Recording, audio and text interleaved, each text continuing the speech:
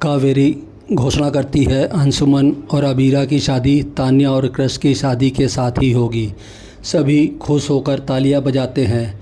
अरमान अंदर से पूरी तरह टूट जाता है। तभी अरमान की उंगली से अंगूठी निकलकर सीधा अबीरा के पैरों के पास पहुंच जाती है। अरमान दुखी होता है और मेज के पीछे छुप जाता है। अरमान देखता है कोई उसकी अंगूठी लौटा रहा है। अरमान देखता है वो अंशुमन होता है। अंशुमन अरमान से कहता है कि तुम्हें अपने अतीत को पीछे छोड़कर आगे बढ़ना चाहिए। अरमान कहता है आने वाला कल और गुजरा हुआ कल दोनों ही मेरे हैं।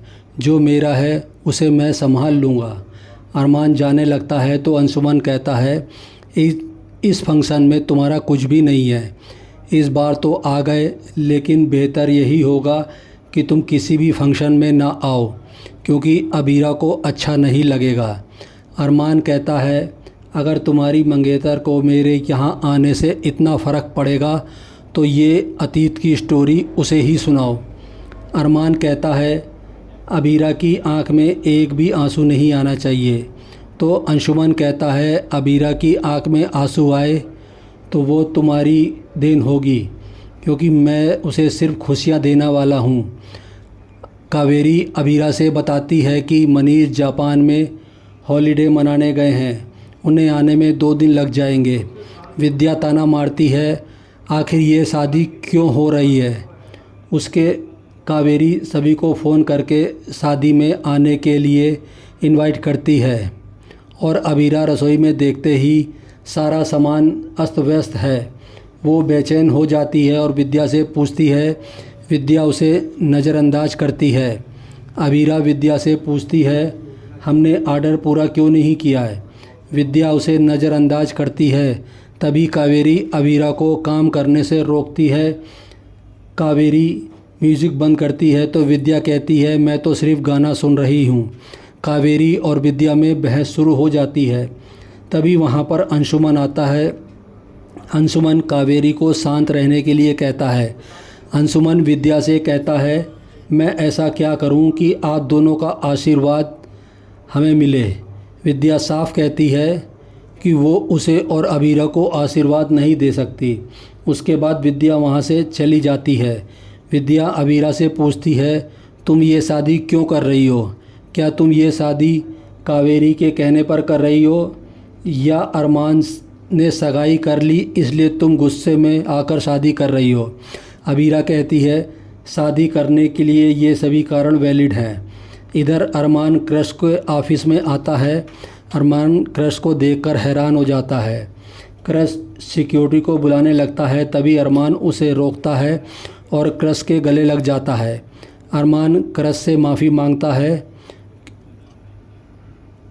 और कहता है कि मेरी नौकरी चली गई है, मेरी अकल टूट गई है, मुझे अपनी फर्म में नौकरी दे दो। ये सुनकर क्रश खुश होता है और अरमान कहता है मुझे समझ आ गया है कि पैसा ही सब कुछ है।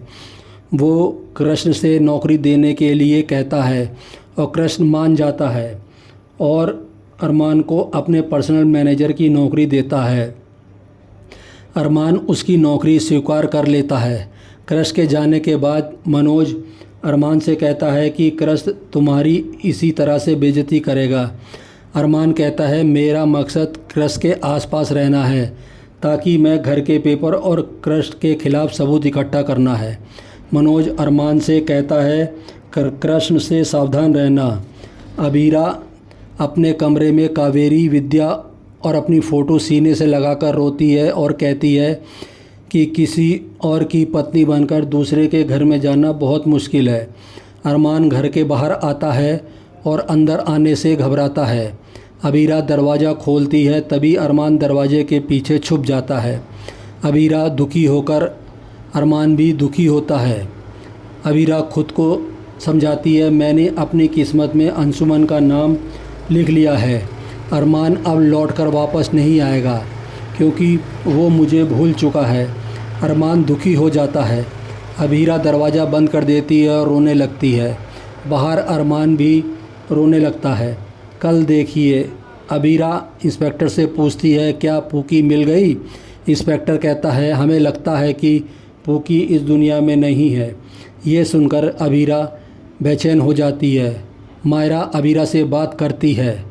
गीतांजलि अबीरा को मायरा से दूर रहने को कहती है।